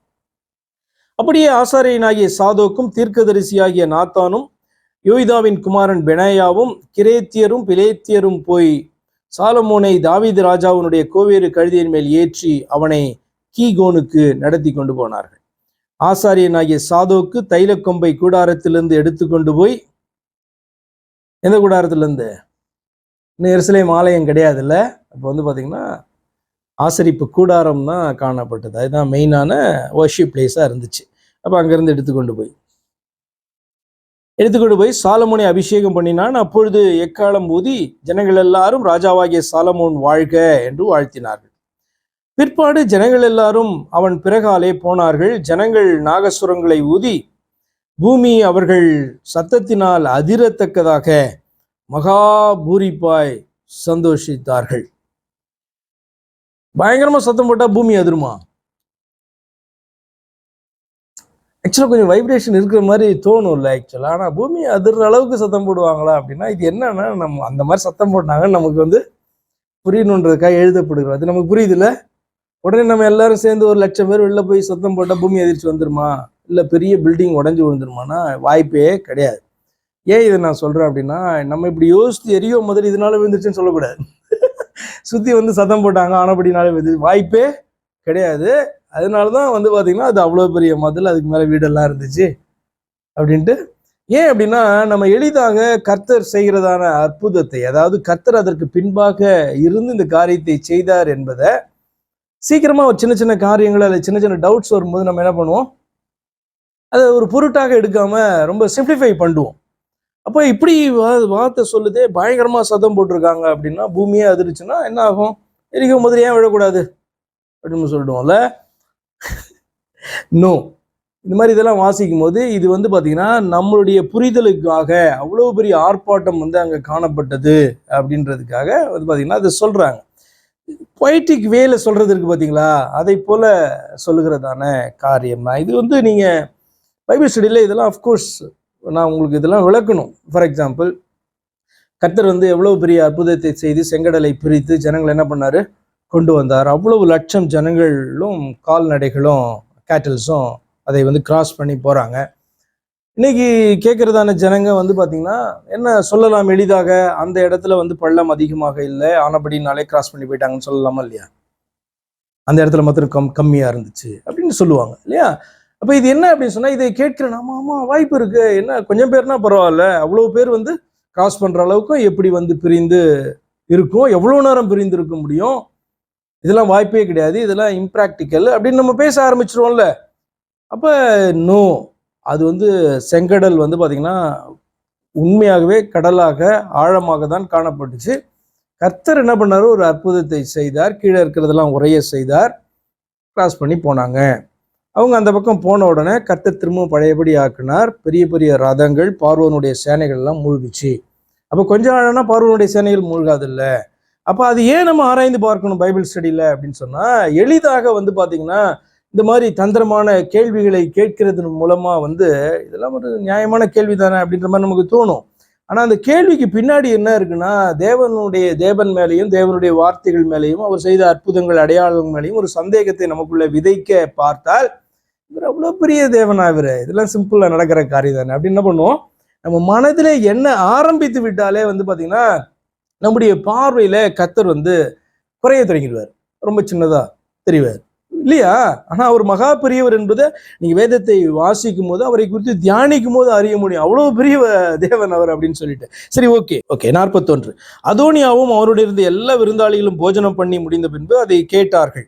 இந்த சத்தம், யோவாப் எக்கால சத்தத்தை கேட்டபோது நகரத்தில் உண்டாயிருக்கிற ஆரவாரம் என்ன என்று விசாரித்தான். அவன் பேசிக் கொண்டிருக்கையில் ஆசாரியனாகிய அபியத்தாரின் குமாரன் யோனத்தான் வந்தான். அப்போது அதோனியா, உள்ளே வா, நீ கெட்டிக்காரன், நீ நற்செய்தி கொண்டு வருகிறவன் என்றான். யோனத்தான் அதோனியாவுக்கு பிரதியுத்தரமாக, ஏது, தாவீது ராஜாவாகிய நம்முடைய ஆண்டவன் சாலமோனை ராஜாவாக்கினாரே. ராஜா ஆசாரியனாகிய சாதோக்கையும் தீர்க்கதரிசியாகிய நாத்தானையும் யோய்தாவின் குமாரன் பெனாயாவையும் கிரேத்தியரையும் பிலேத்தியரையும் அவரோடே அனுப்பினார். அவர்கள் அவனை ராஜாவுடைய கோவேறு கழுதையின் மேல் ஏற்றினார்கள். ஆசாரியனாகிய சாதோக்கும் தீர்க்கதரிசியாகிய நாத்தானும் அவனை கீகோனிலே ராஜாவாக அபிஷேகம் பண்ணினார்கள். நகரமெல்லாம் முழங்கத்தக்கதாக அங்கே இருந்து பூரிப்போடே புறப்பட்டு போனார்கள். நீங்கள் கேட்ட இறைச்சல் அதுதான். அல்லாமலும் சாலமோன் ராஜாங்கத்துக்குரிய சிங்காசனத்தின் மேல் வீற்றிருக்கிறான். ராஜாவின் ஊழியக்காரரும் தாவீது ராஜாவினுடைய நம்முடைய ஆண்டவனை வாழ்த்துதல் செய்ய வந்து, தேவன் சாலமோனின் நாமத்தை உம்முடைய நாமத்தை பார்க்கிலும் பிரபலப்படுத்தி அவருடைய சிங்காசனத்தை உம்முடைய சிங்காசனத்தை பார்க்கிலும் பெரிதாக்குவாராக என்றார்கள். ராஜா தம்முடைய கட்டிலின் மேல் குனிந்து பணிந்து கொண்டார். பின்னும் ராஜா, என்னுடைய கண்கள் காண இன்றைய தினம் என் சிங்காசனத்தின் மேல் ஒருவனை வீற்றிருக்க செய்த இஸ்ரவேலின் தேவனாகிய கர்த்தருக்கு ஸ்தோத்திரம் என்று சொன்னார் என்றான். இதெல்லாம் பார்த்தீங்கன்னா கம்ப்ளீட் டீட்டெயில்ஸ் கொடுக்கப்படுது. அப்போது அதோனியாவின் விருந்தாளிகளும் அதிர்ந்து எழுந்திருந்து அவரவர் தங்கள் வழியே விருந்து முடிஞ்சு கட்டி பிடிச்சி கிஸ் எல்லாம் கொடுக்க கூட இல்லை, டைமே இல்லை, விஷயம் கேள்விப்பட்டோன்னா தான் ஆண்டவர் ஒரு ஆக்ஷன் எடுத்துட்டார் அப்படின்னு சொன்னால் பயங்கர பெரிய சத்துருக்கள் பெருங்கூட்டம் அப்படியெல்லாம் இருக்கும். ஆனால் ஒரு ஆக்ஷன் இந்த இடத்துல தாவீது இருந்தான் இல்லையா, கர்த்தருடைய ஒரு நிழல் தானே. எப்படியா இருந்தாலும் அவன் இப்படி ஏன் பண்ணான் அப்படி ஏன் பண்ணான், பேர் என்ன, அபிஷாகை எப்படி கொண்டு வரலாம் அப்படின்னா அது இன்னொரு பக்கத்துலேருந்து நீங்கள் பார்த்தீங்க அப்படின்னு சொன்னால் தேவனுக்கு பணிவிடை செய்கிறதான ஒரு காரியம். அதனால வேற பலன் பார்த்தீங்கன்னா அவளுக்கு பிசிக்கலான பலன் எதுவுமே அவளுக்கு கிடையாது. தேவனுக்கு பணிவிடை செய்தால் எப்படி இருக்கும் அப்படின்றதான ஒரு காரியம் பார்த்தீங்கன்னா இன்னொரு பக்கத்துல இருந்து நீங்கள் அபிஷாவுடைய பக்கத்துல இருந்து நீங்கள் படிச்சீங்கன்னா அந்த காரியத்தை என்ன பண்ணலாம், ஸ்டடியில் அதை நம்ம புரிந்து கொள்ள முடியும். அதே போல இந்த இடத்துல ராஜா விருத்தாபியனாகவும் எழுந்திருக்க முடியாத நிலையிலே காணப்பட்டாலும் கூட இந்த ராஜாவினுடைய வார்த்தை புறப்பட்டு வந்தபோது எல்லாம் எலிகள் மாதிரி அங்கேருந்து என்ன பண்ணிட்டாங்க, அதோனியா விட்டுட்டு எல்லாரும் ஓடிட்டாங்க. 50வது வசனம் பாருங்க. அதோனியா சாலமோனுக்கு பயந்ததினால் எழுந்து போய் பலிபீடத்தின் கொம்புகளை பிடித்து கொண்டான். இது அதோனியா எப்படி ஒரு நேரத்தில் ஒரு செகண்ட்ல எப்படி மாறிட்டு பாருங்களேன். இது கொஞ்ச நேரத்துக்கு முன்னாடி தான் எப்படி அப்படின்னு சொன்னா சாலமோன் பச்சைதேவனும் சாலமோனும் அதோனியாவுக்கு பயப்படுறாங்க. என்ன அப்படின்னா அதோனியா வந்தா இவர்களுடைய உயிருக்கு ஆபத்து. இப்போ பாத்தீங்கன்னா கர்த்தர்ட்ட ஒரு வார்த்தை வர்றதை போல தாவீதுட்ட இருந்து அந்த ஒரு வார்த்தை வந்தபோது பாத்தீங்கன்னா எல்லாமே பாத்தீங்கன்னா இவர்களுக்கு சாதகமாக இந்த பக்கம் திரும்புது. அந்த பட்சத்தில் இருக்கவங்க எல்லாம் கூட ஓடி போயிடுறாங்க. இப்போ அவங்க இவங்களை பார்த்து பயப்படுறாங்க. அப்போதான் தேவன் நம் பட்சத்தில் இருந்தால் நமக்கு விரோதமாக இருப்பவன் யார்? அப்போ கர்த்தர் நம் பட்சத்தில் இல்லையா அப்படின்னா இருக்காரு. ஆனால் அவர் ஆக்ட் பண்ண ஆரம்பிச்ச போது, அதாவது ஆக்ஷன் ஸ்டார்ட் ஆயிடுச்சு அப்படின்னா ஃபினிஷ்ட் எல்லாம் அப்படியே மேகம் போல, கரும் மேகம் விலகிறதை போல எல்லாம் விலக ஆரம்பித்து விடும். சரியா? அதோனியா ராஜாவாகிய சாலமோனுக்கு பயப்படுகிறான் என்றும் 51 வசனம். இதோ அவன் பலிபீடத்தின் கொம்புகளை பிடித்து கொண்டு ராஜாவாகிய சாலமோன் உமது அடியானை பட்டயத்தாலே கொன்று போடுவதில்லை என்று இன்று எனக்கு ஆணையிடுவாராக என்கிறான் என்றும் சாலமோனுக்கு அறிவிக்கப்பட்டது. அப்போது சாலமோன் அவன் யோகியன் என்று விளங்க நடந்து கொண்டால் அவன் தலைமயிரிலே ஒன்றும் தரையிலே விழப்போகிறதில்லை, அவனிடத்தில் பொல்லாப்பு காணப்படுமே யாகில் அவன் சாக வேண்டும் என்றான். ஏன்னா ஆல்ரெடி இவர் கர்த்தர்கிட்ட கேட்டிருக்காரு. கர்த்தர் அப்படிப்பட்ட ஒரு ஞானத்தை என்ன பண்ணியிருக்காரு, சாலமோனுக்கு கொடுத்துட்டாரு. இனிமேல் சாலமோன் பேசுறதான பேச்செல்லாம் அவ்வளவு இதாக இருக்கும். உங்களுக்கு ஆச்சரியமா இருக்கும். இந்த வேர்ட்ஸ் கூட பாருங்களேன் என்ன சொல்றாங்கன்னா, ஒரு மன்னிப்பை கேட்கிறான். விரோதமாக சாலமோனுக்கு விரோதமாக எழும்பின ஒரு மனுஷன். ஆனால் இன்னைக்கு பார்த்தீங்கன்னா அவன் தன்னை தாழ்த்தி சாலமோனிடத்துல மன்னிப்பு கேட்கிறான். அவன் பலிபீடத்தினுடைய கொம்பை பிடிச்சிட்டு இருக்கான். பலிபீடத்தினுடைய கொம்பை பிடிச்சிட்டு இருக்கும்போது என்ன பண்றான், அவன் ரெஃப்யூஜ் கேட்கிறான்னு அர்த்தம். அவனை கொல்லக்கூடாது இல்லையா பிரமாணத்தின்படி. சரி, அப்ப சாலமோன் என்ன பண்றான், அவன் யோகியன் என்று விளங்க நடந்து கொண்டால் அவன் தலைமயிரில் ஒன்றும் தரையிலே விழ போகிறதில்லை, அவனிடத்தில் பொல்லாப்பு காணப்படுமே, ஆனால் அவன் சாக வேண்டும். என்ன நமக்கு டீச்சிங் அதுல இருக்கு அப்படின்னு சொன்னா, நம்மை தாழ்த்தி நெருக்கப்படும் போது, இப்படி சூழ்நிலைகள் வரும்பொழுது நம்மளை தாழ்த்தி நம்ம தேவனுடைய பாதத்துல நாம விழுகிறது எளிதுதான். ஏன்னா தேவனை அறிந்திருக்கிறோம், தேவனுடைய வார்த்தைகளை அறிந்திருக்கிறோம். என்ன பண்ணிடுவோம், தேவன்கிட்ட போய் விழுந்துடும். ஆனா தேவன் என்ன பண்றாரு தெரியுமா, நம்ம பேசியிருக்கோம்ல, ஆண்டவரே இனிமேல் நான் இப்படி செய்ய மாட்டேன், என்ன மன்னிச்சிருங்க, இது தப்பு தான், எல்லாமே பேசியிருப்போம். அப்படிதானே அதோனியாவும் விழுந்திருக்கான். அவனுக்கு என்ன வார்த்தை சொல்லப்படுதுன்னா, அவன் யோகியன் அப்படின்ட்டு அவன் என்ன பண்ணணுமா, விளங்க பண்ணணுமா. இனி அவன் பாத்தீங்கன்னா மனம் திரும்பிட்டு அதுக்கப்புறம் நடந்துக்கிறதான காரியங்கள் அயோக்கியம் நடந்துக்கிட்டான் அப்படின்னு சொன்னா இது உண்மையான மனம் திரும்புதல் அல்ல. அப்ப நமக்கும் அதுதான் எல்லாருக்குமே என்னன்னா, கர்த்தருடைய பாதத்துல மனம் திரும்பும்பொழுது, மன்னிப்பு கேட்கும்போது, யாசிக்கும் பொழுது கர்த்தர் என்ன பண்றாரு, எதையுமே பார்க்காம நம்மளை தப்ப விடுகிறார், நம்மளை மன்னிக்கிறார். இது ஒரு சந்தேகமே கிடையாது. ஆனால் அதே நேரத்தில் நம்ம யோகியன் என்று விளங்க போகணும். அர்த்தம் என்ன தெரியுமா, நாம உண்மையாகவே மனம் திரும்பினோம் என்பதை நாம விளங்க பண்ண வேண்டும். அதுக்கப்புறம் நம்முடைய செய்கைகளும் நடக்கைகளும் நம்ம மனம் திரும்பல அப்படின்ற மாதிரி நடந்ததுன்னா, சாலமோன் என்ன சொல்றான், அவன் ராஜா இல்லையா, அவன் என்ன பேசுறான் அப்படின்னு சொன்னா, அவன் தலைமையில ஒன்றும் விழப்போவதில்லை, யோகியனா நடந்துட்டானா, அவனிடத்துல பொல்லாப்பு காணப்படுமே ஆகில் அவன் மனம் திரும்பினதுக்கு சம்பந்தம் இல்லாம அவன் இனி நடக்க ஆரம்பித்தான் அப்படின்னு சொன்னா அவன் சாக வேண்டும் அப்படின்னு சொல்றான். இது நீங்க கர்த்தர் அதுல இருந்து நமக்கு ரட்சிக்கப்பட்ட மனம் திரும்பின பிள்ளைகளுக்கு கற்றுக் கொடுக்கறதான ஒரு காரியம் அப்படின்றத நீங்க பார்க்கலாம். சரியா? நிச்சயமாக என்ன அப்படின்னா, ஆண்டவருடைய பாதத்துல தன்னை தாழ்த்தி ஒப்பு கொடுக்கிற மனிதன் அதற்கு பின்பு என்ன பண்ணணும்? உண்மையா மனம் திரும்பின மனுஷன் எப்படி நடப்பானோ, தேவ பிள்ளைகள் எப்படி நடப்பாங்களோ அப்படி என்ன பண்ணணும்? நடக்கணும் அப்படின்றத இல்லை நம்ம அறிய முடியும். 53, அவனை பலிபீடத்திலிருந்து கொண்டு வர ராஜாவாகிய சாலமோன் ஆட்களை அனுப்பினான். அவன் வந்து ராஜாவாகிய சாலமோனை வணங்கினான். சாலமோன் அவனை பார்த்து, உன் வீட்டுக்கு போ என்றான். அதாவது, உனக்கு சமாதானம், நீ கிளம்பு, நான் உன்னை ஒன்று என்ன பண்ண மாட்டேன். அப்படின்னா என்ன அர்த்தம் அப்படின்னு சொன்னா, உன்னை தப்ப விடுகிறேன், ஆனால் உன்னை வாட்ச் பண்ணிட்டே இருப்பேன் அப்படின்னு கூட சொல்லலை. ஆனால் அதான் நடக்குது. என்ன அப்படின்னா, கர்த்தர் தன்னுடைய பிள்ளைகள் அவரிடத்துல வந்து மனம் திரும்பும் பொழுது அவர்களை தப்ப விட்டு போ அப்படியே சொல்றாரு. நான் வாட்ச் பண்ணிட்டே இருப்பேன், நீ நாளைக்கு ஏதாவது பண்ணணும் அவ்வளோதான் அப்படிலாம் ஆண்டவர் சொல்ல மாட்டார். ஆனால் என்னன்னா, கர்த்தருடைய கண்கள் வந்து அவருடைய பிள்ளைகள் மேலே எப்போதும் இருக்கும். இவன் வந்து என்ன அப்படின்னா, இவனே ப்ரூவ் பண்ணுவான் உண்மையாக மனம் திரும்பினோமா இல்லையா அப்படின்றத. இவனே வருகிற நாட்களில் ப்ரூவ் பண்ணுவான். ஆண்டவர் பார்த்து நீ ஏன் திரும்ப இப்படி பண்ண அப்படின்னு கேட்க வேண்டிய அவசியம் கிடையாது. இவனுடைய செயல்களே வந்து பார்த்தீங்கன்னா, இவன் உண்மையா மனம் திரும்பினானா இல்லை அந்த நேரத்திலே தப்புவதற்காக ஒரு காரியத்தை செய்தானா அப்படின்றதுனுடைய ப்ரூஃப் யாரு அப்படின்னு சொன்னா இவனே தான். இவன் நடந்துக்கிற காரியத்திலே வெளியில வந்துடும். அப்ப சிந்திச்சு பாருங்க, இது வந்து இதுல சாதாரண விஷயம் போல இருந்தாலும் இதுல நிறைய தேவ பிள்ளைகள் எப்படியா, ஏன்னா இஸ்ரவேலர்கள் இல்லையா. இப்ப பாருங்க, ஃபார் எக்ஸாம்பிள் இந்த அதோனியா வந்து இஸ்ரவேலன், தேவனுடைய பிள்ளையாய் காணப்படுகிறான். அப்ப அவன் வந்து அதெல்லாம் விரும்பினதெல்லாம் தவறு கிடையாது ஆக்சுவலா. ஆனால் இது தவறு என்ற பிறகு, தேவனுடைய சித்தத்துக்கு விரோதமானது என்று ஆன பிறகு என்ன பண்ணிருக்கணும்? மனம் திரும்பினான். என்னன்னா, தேவனுடைய சித்தத்துக்குன்னா என்ன? தன்னுடைய தகப்பனுடைய சித்தத்துக்கு விரோதமானது அப்படின்னு என்ன அர்த்தம்? இந்த இடத்துல தேவனுடைய சித்தத்துக்கு விரோதமானது என்று அறிந்த பின்பு மனம் திரும்புறான் ஜீவனுக்காக. ஆனால் என்ன பண்ணணும்? உண்மையான மனம் திரும்புதலா இருந்தா என்றென்றைக்கும் யார் பக்கம் வந்து நின்றுக்கணும்? சாலமோனுடைய பக்கத்துல நின்று இருக்க வேண்டும். அப்படி நின்றா என்று சொன்னால் தன்னுடைய தேவனுக்கு சேவகம் பண்ணுகிறவனா அவன் காணப்பட்டிருப்பான். அதுதானே? அது நடக்கல. இதுதான் வந்து மனுஷர்கள் இருக்கிற பிரச்சனை. அந்த ஈகோ என்ன பண்ணாது? விடாது. என்ன பண்ணலாம் அடுத்தது அப்படின்றதுக்கு போய் நிறுத்தி அழிவுக்கு நேராய் கொண்டு போகும். அதனால அந்த மனம் திரும்புதல் என்பது உண்மையான மனம் திரும்புதலா இருக்கணும். எப்படியா இருந்தாலும் நம்ம மனம் திரும்புவதற்கு முக்கியமான காரணம் என்னவா இருக்கும் அப்படின்னு சொன்னா, ஃபோர்ஸ்ட் தான். கர்த்தர் வந்து என்ன பண்ணுவாரு? நெருக்குவாரு, சிறுமைப்படுத்துவாரு. புரியுதா? அப்ப அதை நிமித்தமாக தான் மனம் திரும்புவோம், பரவாயில்ல. ஆனால் அந்த மனம் திரும்புதல் எப்படியா இருக்கணும்? உண்மையா வந்து பாத்தீங்கன்னா தேவனுக்கு பயந்து உண்மையாகவே மனம். அதுதான் வந்து பாத்தீங்கன்னா, பாவங்களை அறிக்கை செய்து விட்டு விடுகிறவன், பாவங்களை அறிக்கை செய்கிறவன் இரக்கம் பெறுவான் சொல்லியிருக்கலாமே. அறிக்கை செய்து விட்டு விடுகிறவன். இந்த சம்பவத்தின்படி அறிக்கை செய்து விட்டு நான் யோக்கியன் என்று சொல்லிவிட்டு அதற்கு பின்பு அயோக்கியனாய் நடக்கிறவன் அல்ல. அவன் யோக்கியன் என்று விளங்க பண்ண வேண்டும். அப்படி இருந்தால் அவனுடைய மயிரிலே ஒன்றும் விழாது, இல்லை என்றால் அவன் சாக வேண்டும். அதே டீச்சிங் தானே? வேற ஏதாவது பாயிண்ட்ஸ் சொல்லு, கேளுங்க.